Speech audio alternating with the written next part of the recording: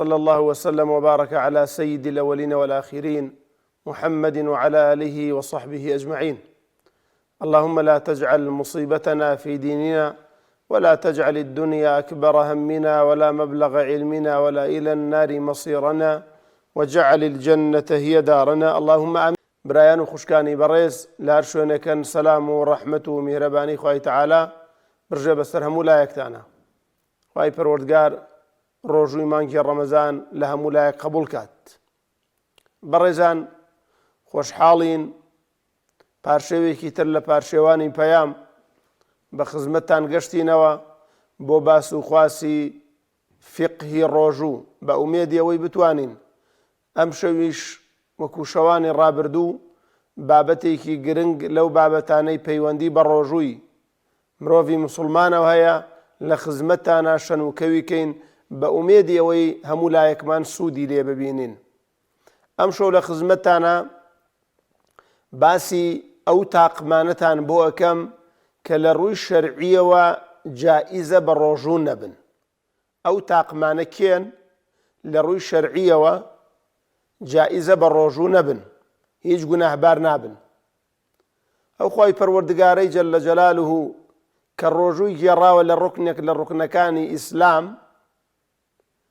گرنگی بە باس و خواسی ڕۆژوو داوە فەرزی کردووە لەسەر ئومەتی پێغەمبەر صلی الله عليه و آله وسلم. هەندێ جار و بۆ هەندێ خەڵک وەکو ڕەحم و سۆزێک بەرامبەر بە موسڵمانان ئەو ڕۆژووگردنە بۆ کۆمەڵە خەڵکێک وا باشترە نەیگرن یاخود واجبە نەیگرن کە ئەوەش بەڕاستی ڕەحم و سۆزی خوای پەروەردگارە جەلە جەلالوه. ئەم بابەتەی کە ئەو کەسانەی بە ڕۆژوو نابن لە ڕووی شەرعیەوە عوزرێکی دروستیان هەیە شەرع بە عوزری ئەزانێ ئەبنە دوو بەشەوە. ئەوانەی کە جائیزە بە ڕۆژوو نەبن ئەبنە دوو بەشەوە.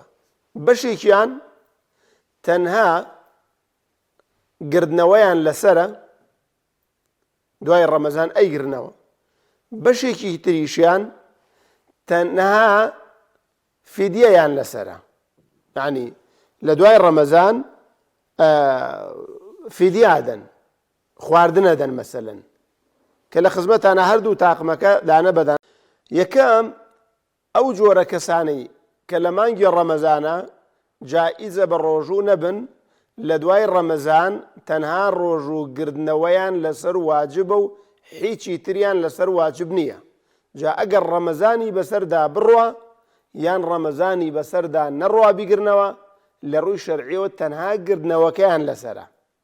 یەکەم ئەو کەسەی کە موسافیرە، ئەو کەسەی لە سەفەرایە. سەفەر لە عورفا بەچی ئەوترێ سەفەر؟ ئەوە سەفەرە. جایتر 70 کیلۆمەتر بێ مەسەلەن، زیاتر بێ کەمتر بێ لەوە، وەکو ئیمامی ئیبن القەیمی جەوزی باسی کردووە نە لە قورئان و نە لە فەرموودەدا ڕێژەی سەفەرەکە کیلۆمەتری سەفەرەکە دیاری نەکراوە. عورف بەچی ئەوترێ سەفەر لە عورفا؟ ئەوە سەفەرە. ینی تۆ کە بڕۆی ئەگەر ڕەفیقێکە تەلەفۆنت بۆ بکە بەکوێ ئەڵێی سەفەر مەسەلەن ئەوە سەفەرە. کەسێک کە موسافیر بێ لە سەفەردا بێ لە ڕووی شەرعیەوە جائیزە بە ڕۆژوو نەبێت لە دوای ڕەمەزان تەنها گردنەوەی لەسەرە. بەڵام پێم خۆشە لەسەر بابەتی موسافیر تۆزێ بە تەفاسیلتر قسە لە خزمەتانە بکەم. موسافیر 5 حاڵەتی هەیە، یان یەک حاڵەت نییە. ئەو کەسێک کە لە سەفەرایە 5 حاڵەتی هەیە بە پێی سەفەرەکەی، واتە یەک حاڵەت نییە بڵێ سەفەر وتەوە، 5 حاڵەتەکەش بەم شێوازێ. حاڵەتی یەکەم کەسانێکن لە سەفەردان ئەگەر بە ڕۆژوو بن ڕۆژوەکە تووشی زەرەریانەکات، تووشی ناڕەحەتیانەکات. ئیتر ئەم تووشی ناڕەحەتیە بەهۆی برسێتیەوە بێ، بەهۆی توینێتیەوە بێ، بەهۆی هەرچیەکەوە بێ، ئیدەن ئەمە موسافیرە بەهۆی ڕۆژوەکەوە تووشی ناڕەحەتی ئەبێت. ئەم جۆرەیان مادام تووشی ناڕەحەتی تووشی زەرەر ئەبێ، نەک ناڕەحەتی زەرەر، چونکە لە ماڵ جاجاریەوە تووشی ناڕەحەتیە بی، تووشی زەرەرە بێت، یعنی زەرەرێکی دێتە پێش بەوەی ئەم سەفەرەوە بەوەی ناڕەحەتی سەفەرەکەوە ئەم جۆرەیان بە ڕۆژوو نابێت تەماشاکەن. پێغەمبەری خوا صلی الله عليه و آله وسلم لە ساڵی فتحدا فتحی مەکەدا نزیکی مەکە کەوتنەوە ڕەمەزان بوو نزیکی مەکە کەوتنەوە لەگەڵ هاوڵانی بەڕێزدا ڕۆشتن هاوڵان هەندێکیان هاتنە خزمەتی پێغەمبەری خوا صلی الله عليه وسلم وتیانی پێغەمبەری خوا خەڵک ناڕەحەت بووە خەریکە تووشی زەرەر و زیانە بن ڕۆژوەکە زەرەریان پێگەێنێ پێغەمبەری خوا صلی الله عليه و آله وسلم گوێی لێگردن دوایی فەرمووی یەکێک هەندێ ئاوم بۆ بێنێ جا لە جەڕەیەکا بێ لە شتێکا بێ فەرمووی یەکێک هەندێ ئاوم بۆ بێنێ ئاویان بۆ پێغەمبەری خوا هێنا صلی الله عليه و آله وسلم پێغەمبەری نازدارمان ئاوەکەی گر بەدەستێەوە ئاوها بەرزی کردووە لە ناو هاوڵانی بەڕێزدا تا هەر هەمویان بینیان کە هەر هەمویان بینیان پاشان ئاوەکەی خواردەوە دوای عەسریش بوو ڕۆژۆکەی شکان چونکە خەڵک تووشی ناڕەحەت خەریک و تووشی زەرەرە بوون دوای ئەوەی کە هاوڵانیش لەگەڵ پێغەمبەری خوایە شکانیان دوایان دی هاوڵی ترات نوتێنەی پێغەمبەری خوا کۆمەڵی هاوڵی تر هێشتا نەیان شکاندووە فەرمووی ئولائیکە العوساة ئولائیکە العوساة ئەوانە تاوانبارن بۆ ئەمە حاڵەتی یەکەمە لە سەفەرە کە تووشی زەرەرە حاڵەتی دووەمی مسافر بەڕێزان ئەوەیە ڕۆژوو ناڕەحەتی ئەکات بەڵام تووشی زەرەری ناکات ناڕەحەتێکە تووشی زەرەری ناکات ئەمە وا باشترە بە ڕۆژوو نەبێ مادام ناڕەحەتێکە هەروە باشترە بەڵام تووشی زەرەر نابێ ڕۆژێ پێغەمبەری خوا صلی الله عليه وسلم لەگەڵ هاوڵانی بەڕێزدا بوو قەرەباڵغیەکی بینی کۆ ببوونەوە فەرمووی ئەوە چییە ئەو قەرەباڵغیە وتیانەی پێغەمبەری خوا وەڵاوە هاوڵێک بە ڕۆژووە ئەم هاوڵە بێتاقەت بووە خەڵک سێبەری بۆ کابووی خۆر لێ نەدا هەنی سێبەریان بۆ کردووە چونکە خۆرەکە گەرمە ئەم سێبەرە بۆ قورس بووە لەسەری یعنی ڕۆژەکە قورس بووە لەسەری ناڕەحەت بووە لەسەری پێغەمبەری خوا صلی الله عليه وسلم فەرمووی ليس من البر الصوم في السفر یا الصيام في السفر فەرمووی ئەوە چاکە نییە ئەوە باش نییە کە ئینسان لە سەفەردا بە ڕۆژوو بێ ئەمە حاڵەتی دووەمی سەفەرە حاڵەتی سێمی سەفەر ئەوەیە کە ڕۆژووگردن ناڕەحەتی ناکات بەڵام قەزاکردنەوە ناڕەحەتیەکە بنمونە لە مانگی ڕەمەزاندا ئیشەکەی وەستێنراوە لە دوای ڕەمەزان ئیشەکەی دەست پێکاتەوە یعنی بەس لە دوای ڕەمەزان قەزاکردنەوەکەی لەسەر ناڕەحەتە بەڵام ڕۆژووگردنەکەی لەسەر ناڕەحەت نییە ئەمە با لە سەفەری شابێ با ڕۆژەکە بگرێ باشترە ئەنی ئەمە حاڵەتێکی ترە پەیوەندیمان لەگەڵایە کاک ڕێبوار باشی مام مستعجل السلام عليكم. عليكم السلام ورحمة الله كاك ڕێبواری گیان بەڕێزی مام مستعجل وڵای مام مستعجل من بەڕۆژوو بم شەکرەشمە شەکرەکەم شەکرێکی زۆرمەیە بەترێک کە بەڕۆژوو بم سرم سوورەخوا بێتاقەت مەکە عنی ناشی شکێنم بەس نازانم بزانم ئینشەڵا فتوایەوە چییە بۆ ئەوەی کاک ڕێبواری گیان خوای پەروەردگار بۆ خاتری ناوە جوانەکانی خۆی شیفات بات ئامین شیفای جەنابت و ئەو برابە ڕێز و خوشکە بە ڕێزانت کە گویان لێمانە نەخۆش تەبەن نەخۆشی شەکرەیەکێکە لەو نەخۆشیانەی کە ڕۆژووگردن ناڕەحەتێکە جاری وایە چاوی ئازادی هەیە جاری وایە مەسەلەن لاشەی ینی ناڕەحەتێکێکە بۆیە کاک ڕێبوارگیان ئەگەر دکتۆر بە جەنابتی وتووە ڕۆژووگردنەکە بۆ شەکرەکە چووکە شەکرەش دەرەجاتی هەیە ناڕەحەتەکە بەڕاستی ئەبێ بە قسەی پزیشکەکە بکەیت شەرعی گوێ لە دکتۆرە گرێ لەو کاتەیە بە ڕۆژوومە بە ئەو خوای پەروەردگارەی کە ڕۆژووی واجب کردووە ئەر ئەو خوای پەروەردگارە فیدەیشی داناوە بۆ کەسانێک کە باسێکەکەی ئینشاءڵڵا بۆیە لەواچە ناڕەحەت بی بێتاقەت بی بڵێ چەند ساڵە گردومە ئێستا نە فەقیرێکی ئیسفادە لە دەستەکە ئیسفادە لە فیدەکەی جەنابەتەکە بۆیە وا باشترە جەنابەت ئەم ڕوخسەتەی خوای پەروەردگار قبوڵکەی مادام نەخۆشیت و ناتوانی بە ڕۆژوو نەبی فیدەکە بدەی ئینشاءڵڵا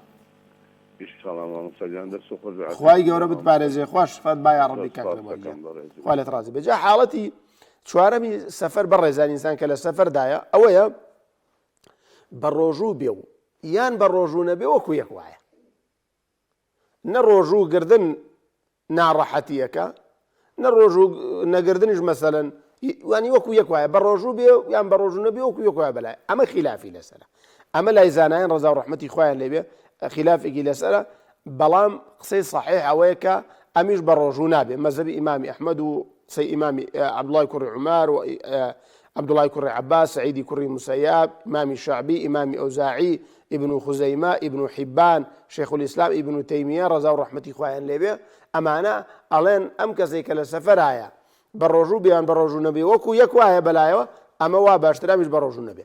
حاڵەتی پێنجەم و کۆتایی مسافر ئەوەیە کە ئەگەر بە ڕۆژوو نەبێ زیاتر تاقەی عیبادەتی هەیە. مەسەلەن کەسێک بە نمونە ڕوا بۆ عەمرە، ئەگەر ئەم کەسە بە ڕۆژوو نەبێ عیبادەتی زیاتری پێکرێت، ئەگەر بە ڕۆژوو بێ لەوەچە عیبادەتی باشتری پێ نەکرێت. بە نمونەی عەمرایەنمەوە خەڵکێک لەوەچە بڵێ مامۆستا بۆ عەمرە چۆن ئینسان بە ڕۆژوو نەبێ؟ ناڵێم ئینسان بە ڕۆژوو نەبێ، ئەڵێم ئەگەر بە ڕۆژوو نەبێ بەهێزترە، ئەمە وا باشترە لەبەر خاتری عیبادەتەکەی بە ڕۆژوو نەبێت. کێمان لەگەڵایە؟ دایکی سەهەند مامۆستاگیان باشی خوای گەورە بتپارێزێت. دەستەکانم واتەوە مامۆستاگیان دەست خۆشی بۆ تەوەرە جوان بۆ بەرنامەکە. خوا لێت ڕازی بێ خوشکە گەورەکەم. مامۆستاگیان سوالێکمانیە من بووگەکەم نەخۆشە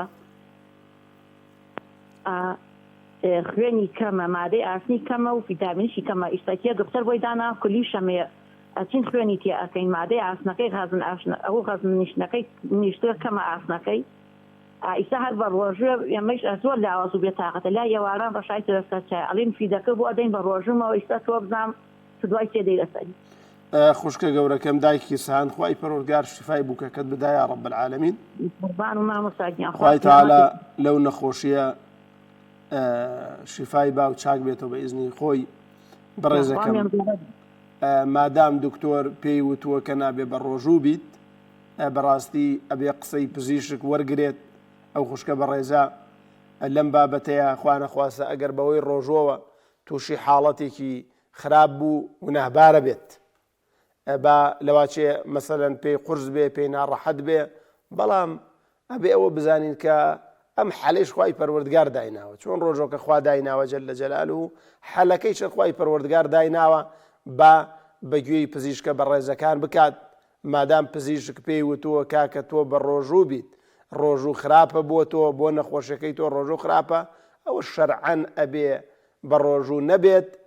و ئەگەر نەخۆشیەکەی چاک بوویەوە دوای ڕەمەزان ئەوە ڕۆژۆکەی ئەگرێتەوە، ئەگەر چاک نەبوویەوە ئەوە فیدیەکەیدا کە باسەکەین ئینشاءالله. تاقمێکی تر بەڕێزان لەو تاقمانەی کە لە ڕووی شەرعیەوە تاقمی دووەم بە ڕۆژوو نابن و هەروەها لە دوای ڕەمەزان تەنها گردنەوەیان لەسەرە. ئەرزم کردن ئینسانی مسافر تەنها ڕۆژوگردنەوەکەی لەسەرە، تەنها ڕۆژوگردنەوەی لەسەرە. ئیدی ئەگەر ساڵیشی بەسەردا بڕوا هەر ئیشکالی نییە بەڕێزان، ڕۆژوگردنەوەکەی لەسەرە. قورئانە فەرمووی فەمەن کانە مینکم مەریضەن، نەخۆشیە ناو کە باسێکە ئینشاءالله، ئەو عەلا سەفەرین، یان لە سەفەردا یان ئەو عەلا سەفەرین، بەنیازی سەفەرە. مەسەلەن ئەمڕۆ بە نمونە سەعات 9 موعیدی سەفەری هەیە، سەعات 9 کە موعیدی سەفەرێ توانێت لێسەوە بە ڕۆژوو نەبێ، ئەو عەلا سەفەرین، نەیفەرموو ئەو فی سەفەرین. قورئان فەرموویەتی ئەو عەلا سەفەرین، ئەوە فەعیدەة من ئەیام ئوخر، ئەوە دوای ڕۆژۆکە ئەگرێتەوە. تاقمی دووەم بەڕێزان و خۆشەویستانم لەو تاقمانەی کە لە ڕووی شەرعیەوە بە ڕۆژوو نابن دوای ئیگرنەوە نەخۆشە. نەخۆش برایان و خوشکانی بەڕێز ئەبێ بە دوو بەشەوە.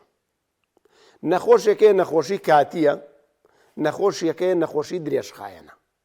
ئەم دوانە بێ لە یەک جیاکەینەوە. ئەو نەخۆشەی کە نەخۆشی کاتیە نەشتەرگەرەیەکی بۆ کراوە، دکتۆر ئەڵێ ئێستا ناتوانی بە ڕۆژوو بی، ئەم مانگی ڕەمەزانە ناتوانی، تۆ تەرگەری مائیدە بێ، نەشتەرگەری مەسەلەن گورچیلە بێ، دانانەوەی گورچیلە بێ، مەسەلەن هەر نەخۆشیەک بێ، ئەم نەخۆشیە کاتیە، واتە چاکە بێتەوە دوای مانگی، دوای 2 مانگ، دوای 3 مانگ، دوای 4 مانگ، نەخۆشیەکی بەردەوام نییە. ئەم جۆرە ئەم تاقمی دووەمەی نەخۆشەیش بە هەمان شێوە بە ڕۆژوو نابن لە ڕەمەزاندا، مادام دکتۆر پێی وتووە بە ڕۆژوو مەبە، بۆ ئەم نەخۆشیەت ناتوانانی ئەم مانگە بە ڕۆژوو بی، ئەمە بە ڕۆژوو نابێ فعیدەة من ئەیام ئوخەر، ئەمە دوای ئەیگریتەوە. خوای پەروەردگار لەو ئایەتەیە فەرمووی فمن كان منكم مريضا يعني ئێستا نەخۆش بێت ئەو على سەفەر بۆ سەفەرەکە فەرموویەتی على نەیفەرمووە ئەگەر لە سەفەرا بێ، فەرمووی ئەگەر بۆ سەفەریش بڕۆ مەسەلەن. ئیدەن نەخۆشیش بەڕێزان و خۆشەویستانم ئەم جۆرە نەخۆشە تەنها گردنەوەکەیان لەسرە لە دوای ڕەمەزان. جا بەڕێزان ئەمە بۆیە هەم دووبارەیەکەمەوە ئەگەر ڕەمەزانیشی بەسەردا بڕوا مەسەلەن پێش ڕەمەزانێکی تر بیگرێتەوە یان دوای ڕەمەزانێکی تر بیگرێتەوە فعیدەة قورئانە فەرمێ فعیدەة من ئەیام ئوخەر تەواو بەس گردنەوەکەی لەسرە لە هەر کاتێکدا بۆی گیرایە. خوای تەعالی نەیفەرمووە گەر ڕەمەزانێکی بەسەرا ڕۆژدا ئاوا بۆیان ئاوا. تاقم کێمان لەگەڵایە کاک هەڵگورت؟ السلام عليكم. عليكم السلام ورحمة الله وبركاته. تعاطيباتكم الله إن شاء الله. خواهي قورة بتباريزي كاك هەڵگورت. فاتان رازي إن شاء الله سواس. الله يوم سيان شارك بكرتي. خدمت. يدور جو خلامة بزدونا زن. استكمل روسا بطلبة ويا بطلنا بتو. شون؟ أو نخشي بتاي ورزية حلامة. بتا. داري خوان تيران.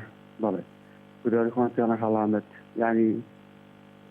گرفت دروز ناکە بۆ ڕۆژە نا گرفت دروست ناکە کاک هەڵگوردیان ئەو پەتایە خوای تەعالی شفات بە ئەو پەتایە هیچ گرفت دروست ناکە. جاری وایە مەسەلەن ئەکۆکی دەسەڵاتی خۆت نییە مەسەلەن شتێتە خوارەوە لە قوڕێکتەوە هیچ ئیشکالی تێدا نییە دەسەڵاتی خۆتی تێدا نیە مادام نەخۆشیە هیچ گرفت دروست ناکات.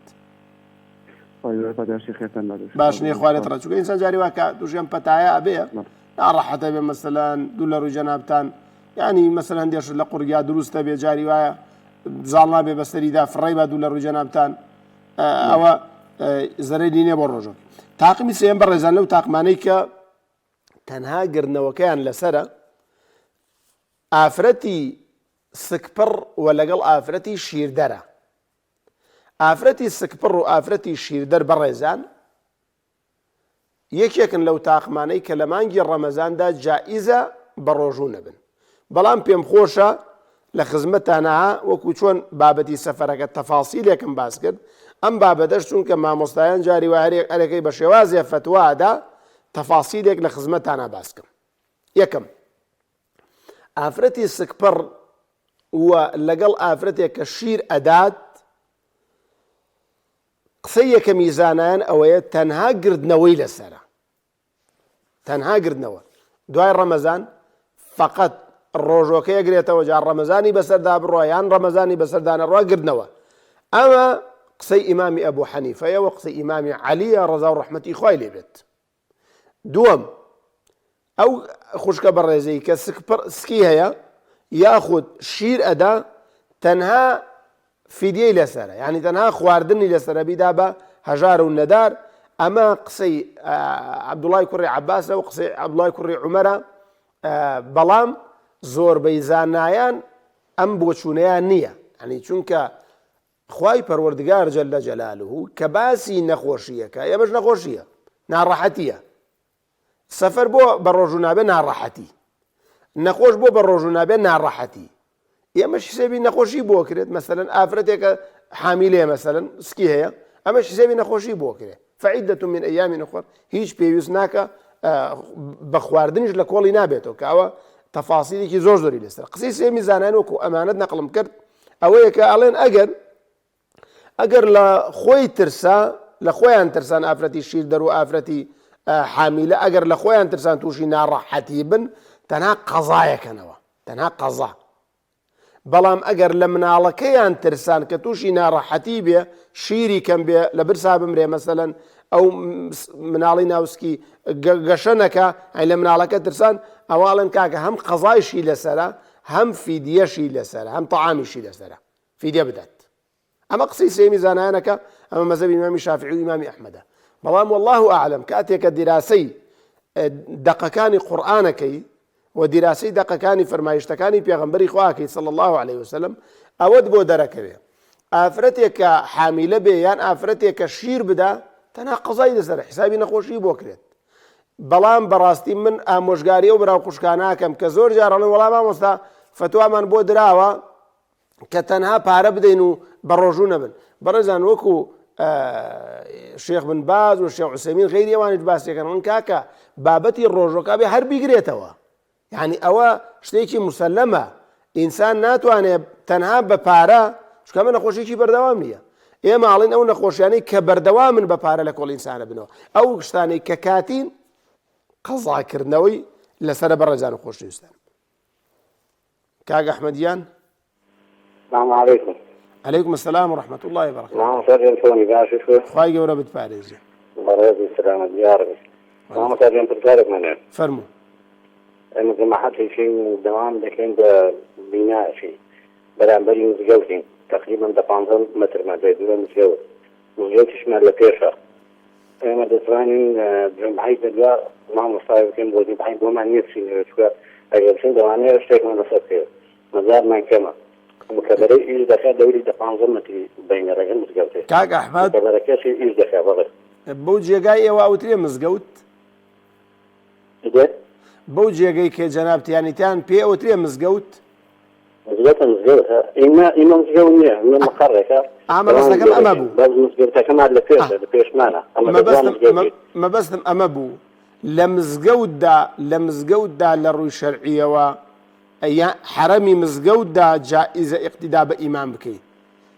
ئەگەر وابێ خەڵکێک مەسەلەن دراوسێ مزگەوتە نایە بۆ مزگەوت مەسەلەن ئەوە ئیشکال دروستەکات. جەنابتان مادام عوزرتان هەیە ناتوانن بڕۆن خاوەن کارەکەتان ڕازی نییە بڕۆن ئەوە مەعزورن ئێوە قەی نابا ئیشکال جاخۆ مەسەلەن ئەگەر جەناب لەکوێ دانیشی لەکوێ حاجی ئاوا بە نمونە ئەگەر مزگەوتی گەورەی حاجی ئاوا بانگ بدا 1000 ماڵ بۆم لە 1000 ماڵ بۆ لەش گوێرێتی وەنیە سەماعە ئەو سەماعی کە لە دەرەوەیە ئەوە قیاس نییە بەڵکو تۆ ئەگەر لە مزگەوت دابی گوێژ لە سەماعەش نەبێ ئەبێ ئەوە جەماعەتەکاکە ئەوە بۆ حیسێبە بۆیە ئەو شوێنەی جەنابەت بە مزگەوت حسێب نییە جائز نییە اقتیدا بە ئیمام بکەیت بەڵام مادام خاوەن کارەکەتان نایەڵێ بڕۆنەوە ئەوە مەعزورن عوزرتانەیە لە ڕووی شەرعیەوە نەچن بۆ جەماعەت باش نییە؟ مادام خاوەن کارەکە نایەڵێ شەریکەکە کۆمپانیاکە نایەڵێ بڕۆن لە ڕووی شەرعیەوە جومعەتان لەسەر نییە ئەگەر بەردەوام نەبێت.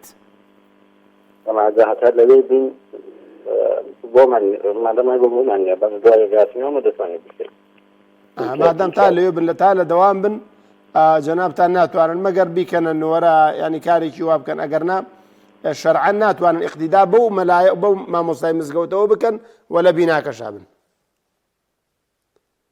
مام عومەر فەرموو محەممەد گیان مامۆستاجان دەستخۆشی بەنامەکە لێ دەکەم خوا لەت ڕازی بێ یا ڕەبی.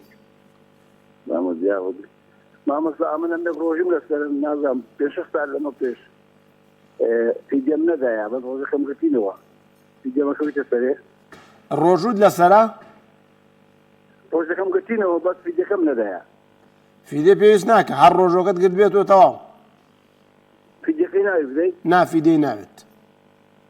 باشە دەستخۆشی لێ دەکەم خوای گەورە بتپارێزێ مام عومەر گیان خوای گەورە بتپارێزێ خوا لێت ڕازی بێ یا ڕەبی. دایکی چاوان بەڵێ فەرموو. مامۆستاجان سەلام عەلەیکم. عەلەیکم السەلام وەڕەحمەتوڵڵاه. والله مامۆستاجان بێ زەحمەت پرسیارێکم هەبوو من حامیلەم حەملەکەم 7 مانگە بەڵێ چون بۆ لای دکتۆر حەزم کرد بۆ ڕەمەزان بە ڕۆژوو بم گوتم دکتۆرەکەی خۆم چیم پێ ئەڵێ سەحت و تۆنە ڕشتی بۆ کردم خوێنم کەمە لەگەڵ مادەی ئاسن دکتۆرەکە ئێگە بە ڕۆژوو زەرێری لێ ئا گوناحبارە بم یان نە ئارا وڵا گوناحبارە بی بە ڕۆژوو بیت خوشکە بە ڕێزەکەم گوناحبار نابی بۆ ڕەمەزانەکە کە ڕەمەزان بشکێنی بەڵام بەڕاستی بە ڕۆژوو بیت هەم زەرەر بە خۆت هەم زەرەر بە مناڵەکە گەێنی بۆیە گوناحبارە بی بە قسەی پزیشکەکەت نەکەی بە قسەی دکتۆرەکە نەکەی بۆیە وا باشترە جەنابەت خوشکە گەورەکەم بە ڕۆژوو نەبی دوایی لە کاتی لە دوای دانانی حەملەکە بە سەلامەتی ئینشاءڵڵا هەر کاتێک توانیت ڕۆژۆکەت بگرەوە خوشکەکەم. ئەجا بەڕێزان تاقمی چوارەم لەو تاقمانەی کە لە ڕووی شەرعیەوە جائیزە بە ڕۆژوو نەبێ بەڵام لە دوای ڕەمەزان تەنها گردنەوەی لەسەرە ئەوەیە کەسێک یعنی زۆری بێ بۆ ئازادکردنی کەسێکی تر ئەبێ ڕۆژۆکەی بشکێنێ. بەنمونە مەسەلەن ئاگر لە شوێنێک بەرە بێت، ئەم ئینسانەش بە ڕۆژووە گەرمای تینی ئاگر ناتوانێت خەڵک ئازاد کات، ئەبێ ئیلا ڕۆژۆکەی بشکێنێ. یان کەسێک کەوتۆتە ئاوێکەوە خەریکە ئەخن کێت مەسەلەن، ئەم ئینسانەش لەبەر خاتری ئەو کەسە بۆی ڕزگاری کە لە خنکان ڕۆژۆکێشکێنێ ئەو کاتە مەسەلەن تااقەت و توانای مەلەکردنیە بۆ ئازادکردنی ڕوحی کەسێکی تر ئەم کەسش جائیزە بە ڕۆژوو نەبێ، بەڵام دوای ڕەمەزان تەنها گرنەوەی لەسەرامیش. تاقمی پێنجەم و شەشەم ئەو خوشکە بەڕێزانەی کە لە سوڕی مانگانەدان و ئەو خوشکە بەڕێزانەی کە منداڵیان بووە هێشتا چۆنەڵی بە زبانی کوردی خۆمان چلەیان نەچووە.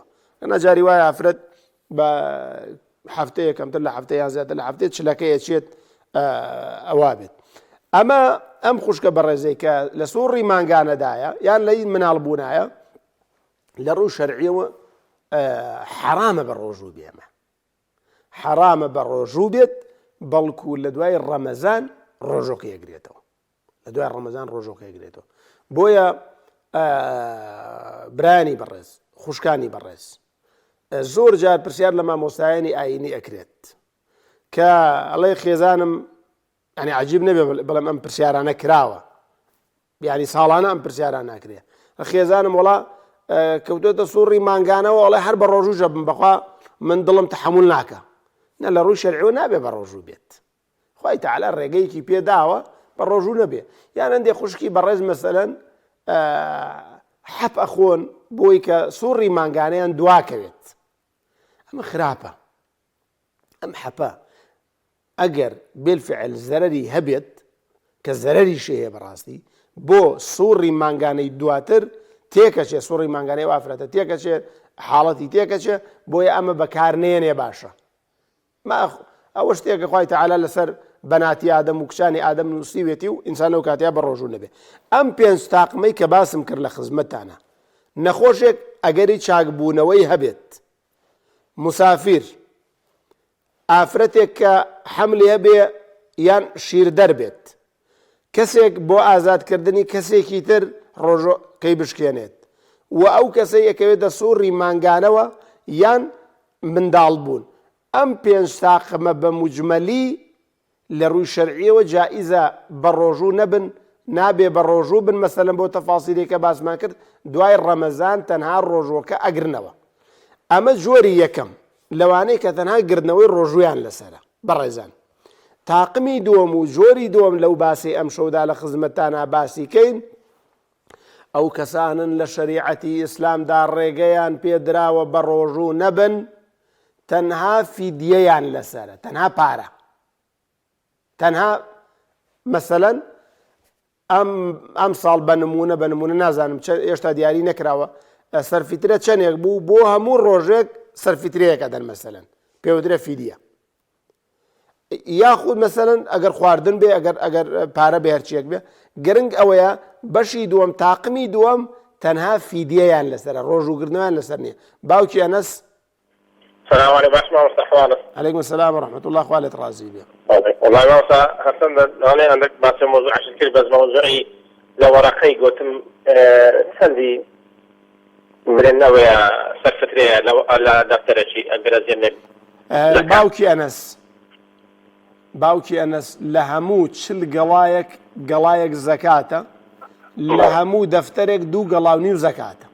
يعني ما وصل همو ساري وصابت يعني بموضوعي بابەتی لە چلایەک سابتە، بابەتی لە چلایەک سابتە، بەڵام ئەوەی کە سابت نییە مەسەلەن ساڵی وایە لیژنەی فتووە 4 ملیۆن دانا بۆ نیسابی زەکات، ینی بگاتە ئەوەندە. ساڵی وایە 2 ملیۆن دانا مەسەلەن، ئەمەیان جیاوازی تێکەوێت. بەڵام ئەوەی تریان کە لە چ لایەکە جیاوازی تێ ناکەوێت جیاوازی تێ ناکەوێت بەردەوام لە 40 ملیۆنێک زەکاتە لە 40 گەڵایەک زەکاتە لە 40 دەفتەرێک زەکاتە لە دەفتەرێک 2 گەڵاونی و زەکاتە بەو شێوازە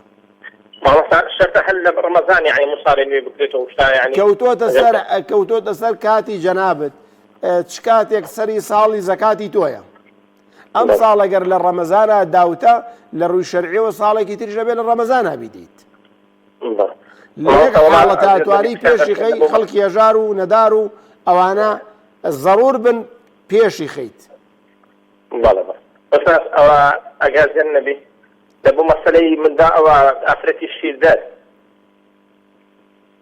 بەڵێ ئەوە لەبۆ ئافرەتی شیردەر یعنی مەسەل لەسەری سی مەسەل ڕۆژی بگریەوانە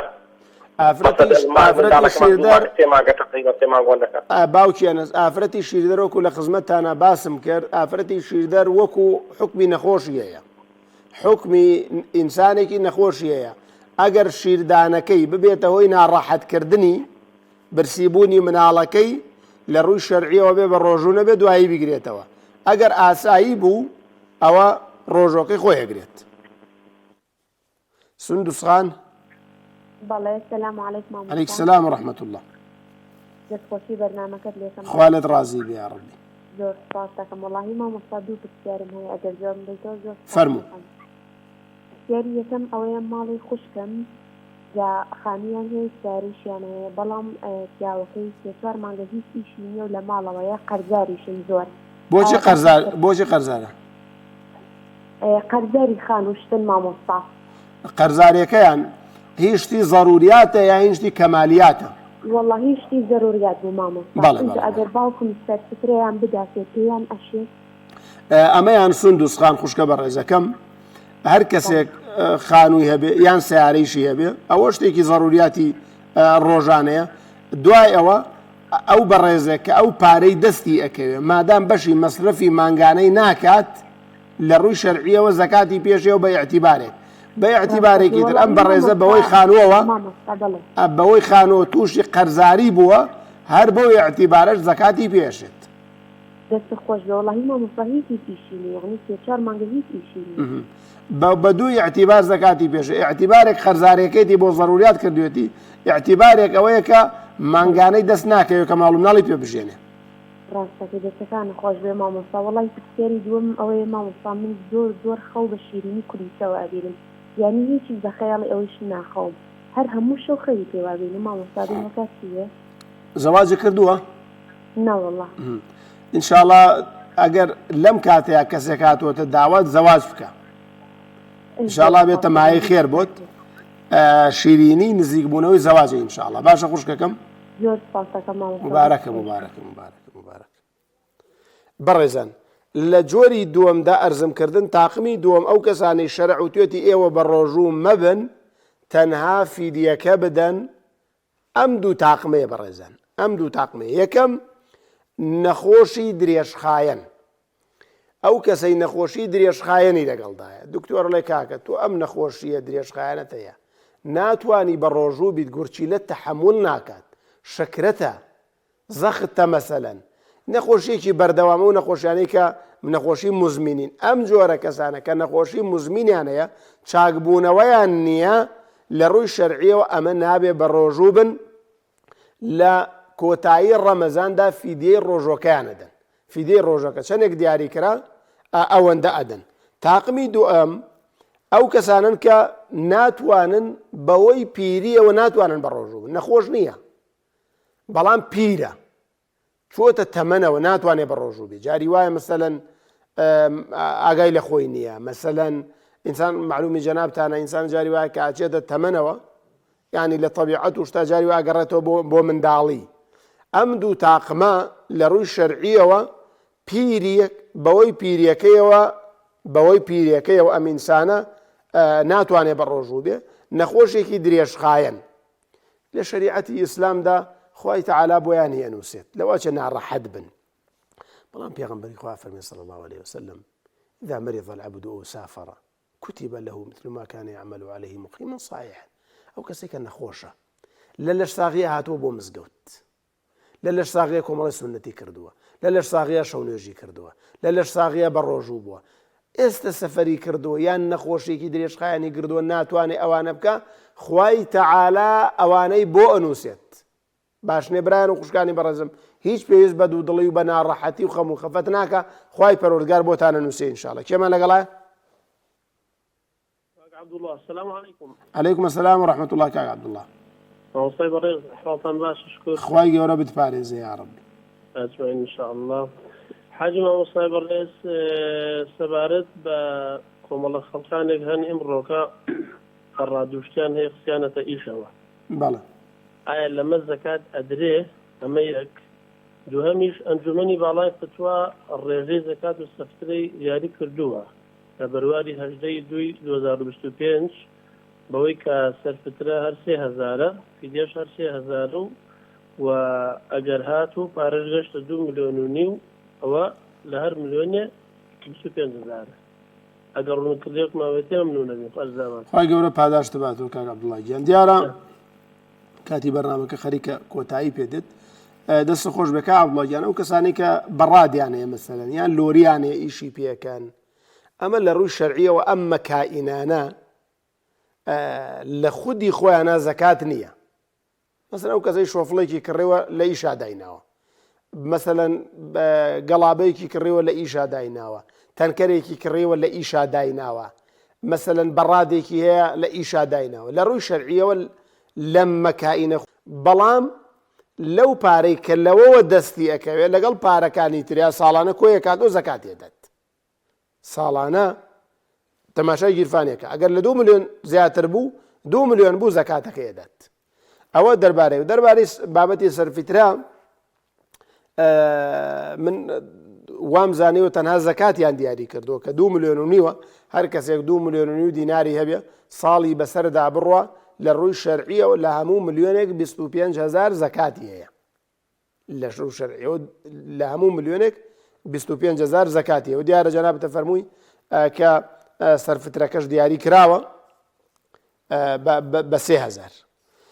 دیارە بەڕێزان ئەوەی کە لە خزمەتانە باسم کرد ئەم شەو باسی تەنها و تاقمانم کرد، خوای پەروەردگار ڕوخسەتی پێداون کە بە ڕۆژوو نەبن کە ئەویش 2 تاقم بوون، هەندێکیان تەنها ڕۆژووگردنەوەیان لەسەرە و هەندێکیان تەنها فیدیان لەسەر لە خزمەتانە باسم کرد.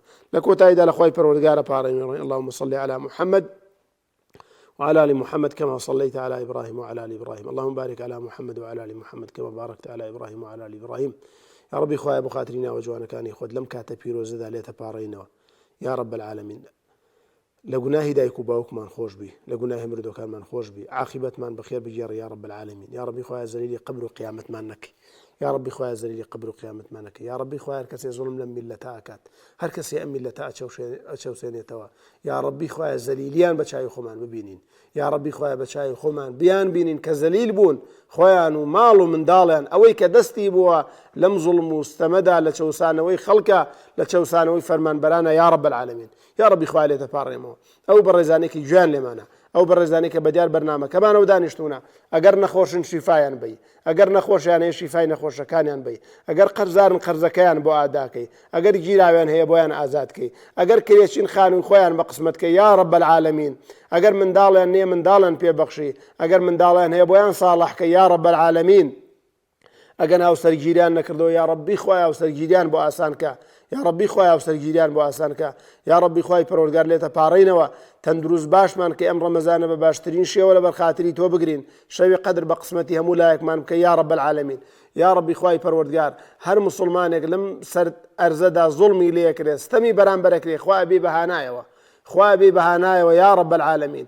يا ربي خويا پروردگار هر كسيكيش أم ملتي جاند وتأم روجك آوها توشي زليلتي كردوها يا ربي خويا خوشي زليل كي أو كسيدستي بو لم نارحتي ونقبتي ونهامتي قلي كردا يا ربي خوايا بتشاي خوي أم نقبتي ونهامتي لخوي دا ببيني توا وكوشون صدام بيني ويا رب العالمين أمانج بيبين بو خاطري قوري قرآن وخاطرينا وجوانا كان خود يا رب العالمين تعشوي كيترو برنامج كيتر لبرنامج بارشي وبيام خزمتانا جينوا همو لا يكتان بخواي پروردگار اسبيرم. وصلى الله على محمد وعلى آله وصحبه أجمعين.